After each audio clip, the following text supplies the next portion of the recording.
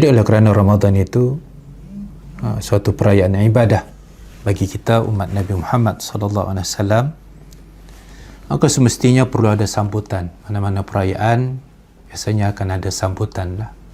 Hari Raya Aidil Fitri kita, mungkin sekarang ini sudah ada iklan-iklan kan.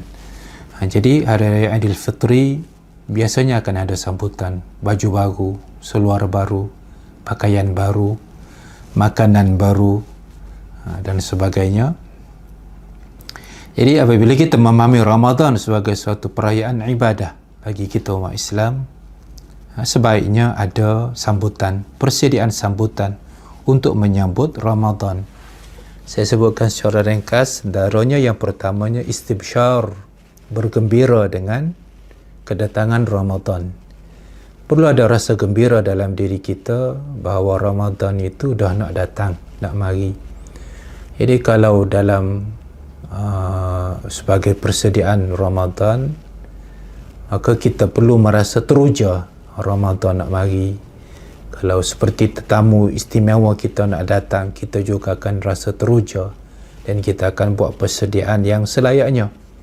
Maka ini Ramadan juga tetamu yang istimewa kepada kita, kena rasa teruja, kena rasa seronok dan kena rasa berharap untuk dapat menemui tetamu istimewa tersebut. Jadi gembiranya seseorang Muslim, seseorang mukmin kepada Ramadan adalah tepat dan selari dengan iman yang diimani di dalam dirinya, dalam hatinya. Tapi malanglah kalau kita sendiri merasa tak berapa gembira dengan Ramadan, itu bahaya tu. Kita kena cek balik diri kita.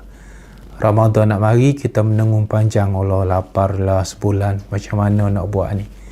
Malah kita fikir taktik apa untuk nak menghabiskan waktu lapar dalam sebulan Ramadan. Taktik apa antaranya? Kena rajin kerja, bila ada masa kosong derak petai-petai dengan motor dan sebagainya. Itu antara cara yang kita rasa kalau kita sendiri pun tak perasan laparnya yang kita boleh rasai dalam bulan Ramadan nanti. Jadi mungkin kita tidak jadi halangan untuk berharap untuk tidak merasa lapar, itu biasalah ada dalam diri kita. Tetapi keinginan ataupun rasa gembira dengan Ramadan itu lain. Orang yang lapar pun dia boleh rasa gembira dengan kedatangan Ramadan. Orang yang rasa perit, lapar pun dia boleh teruja dengan kedatangan Ramadan. Jadi orang yang gembira dengan datangnya Ramadan, mereka akan rasa seronok dan mereka akan bercita-cita untuk menyelesaikan tugasan yang perlu mereka buat sepanjang bulan Ramadan. Yang kedua, persediaan yang kedua adalah menyambut kedatangan Ramadan dengan syukur dan memuji-muji Allah Subhanahu wa taala. Alhamdulillah, syukur pada Allah dapat kita bertemu dengan Ramadan, dapat kita menyambut Ramadan dan dapat kita mengambil peluang beribadah dalam bulan Ramadan. Jadi bulan Ramadan ini satu bulan yang sangat istimewa sebagaimana yang kita sebutkan tadi, dan tidak sama dengan bulan-bulan lain. Man shama Ramadan imanan wa ihtisaban ghufira lahu ma taqaddama min dhanbih. Diampun dosanya setahun yang lepas. Antara keistimewaan yang besar dalam bulan Ramadan. Selain daripada itu, segala ibadah yang dilakukan dilipat gandakan pahalanya. Dalam hadis qudsi, Allah Subhanahu wa taala berfirman, fa innahu li wa ana ajzi bihi. Fa innahu li wa ana ajzi bihi. Puasa itu adalah untukku dan aku sendiri yang akan memberikan pahala dan juga ganjarannya. Jadi ini kerana apa? Setiap amalan anak Adam adalah untuk diri anak Adam itu sendiri. Adalah untuk kepentingan mereka sendiri dan mereka yang dalam hadis lain, sehingga ditentukan tahap-tahap ataupun markah bagi setiap amalan yang dilakukan. Tetapi dalam puasa Allah Subhanahu wa taala merahsiakan ganjaran tersebut, malaikat pun tak tahu nak tulis berapa pahala orang yang berpuasa. Jadi Allah Ta'ala sendiri yang nak berikan berapakah pahala yang selayaknya yang diterima oleh orang yang berpuasa itu. Satu anugerah yang besar, satu keistimewaan yang besar dalam bulan Ramadan yang perlu kita menyambutnya dengan kesyukuran dan juga puji-pujian kepada Allah. Kemudiannya persediaan yang seterusnya adalah dari sudut ekonomi kita.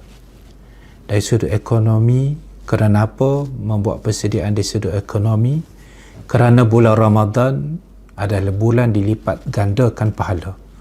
Sedekah di bulan Ramadan, Masya Allah, sangat besar sekali. Jadi sumbangan ataupun sedekah ataupun infak yang diberikan dalam bulan Ramadan besar pahalanya di sisi Allah. Bulan-bulan lain juga kita dituntut supaya bersedekah. Tapi kalau boleh dalam bulan Ramadan kita sudah susun jadual bagaimana jadual sedekah kita ataupun sumbangan kita yang boleh kita berikan dalam bulan Ramadan sebagai merebut peluang keistimewaan bulan Ramadan itu sendiri. Kemudiannya persediaan yang seterusnya adalah dari sudut kesihatan tubuh badan. Kesihatan dan kekuatan tubuh badan. Kerana dalam bulan Ramadan Nabi bersabda, "Man qama Ramadan imanan wa ihtisaban ghufira lahu ma taqaddama min dhanbi." Siapa yang qiyam pada bulan Ramadan, diampun dosa dia setahun yang lepas. Jadi perlukan persediaan ini dalam bentuk ibadah kepada Allah seperti salat, khususnya salat tarawih, qiyamul lail, kekuatan tenaga dan juga masa untuk membaca Al-Quran dan membuat amalan-amalan yang baik dalam bulan Ramadan. Tapi sekiranya kita berada dalam keuzuran, tidak punya kekuatan tubuh badan yang lengkap, yang cukup untuk melaksanakan amal ibadah tersebut, ia menjadi satu kerugian kepada kita.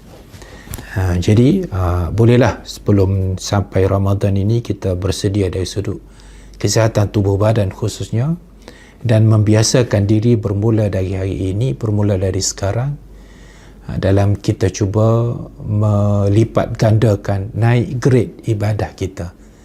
Kalau grade ibadah kita sebelum daripada ini rendah, naikkan grade lagi agar lebih tinggi daripada kebiasaan, supaya peluang yang terhidang dalam bulan Ramadan itu tidak disia-siakan. Kemudiannya selain daripada itu, persediaan dalam bulan Ramadan adalah dari sudut membetulkan niat semasa berpuasa, iaitu kita perlu memahami dengan sungguh-sungguh dan bahawa Ramadan ini adalah kerana Allah Subhanahu wa Ta'ala. Kerana itu kita perlu ada ilmu sedikit sebanyak berkaitan dengan Ramadan supaya amalan ibadah kita dalam bulan Ramadan serta persediaan kita dalam menghadapi Ramadan adalah berdasarkan kepada tuntutan syarak, tidak lari daripada tuntutan syarak lah. Maksudnya tidak jadi ajaran sesat, tidak. Dia kena ajaran betul, ajaran yang dikehendaki oleh Allah Subhanahu wa Ta'ala. Kemudiannya selain daripada itu, persediaan juga yang perlu kita ada dalam menyambut bulan Ramadan ini adalah dapat menghayati setiap masa yang berlalu itu. Ini kerana dalam bulan Ramadan, masa yang berlalu itu perlu kita hitung dengan sebaik-baiknya, dan kita perlu belajar untuk menyusun waktu kita sendiri. Selepas subuh apa yang kita perlu buat, subuh di mana, kalau tahun lepas subuh kena solat di rumah ada. Jadi kalau mungkin tahun ini untuk muslimin cuba solat subuh di masjid untuk mendapat pahala jemaah.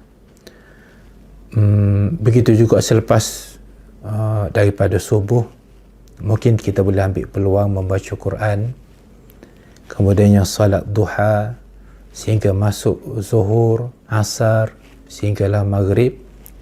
Dan sekiranya kita berjaya menyusun waktu-waktu salat kita dan kita tunaikan waktu salat tadi itu dalam ataupun secara berjemaah, Itu juga antara perancangan dari sudut masa kita, menyusun masa dengan baik.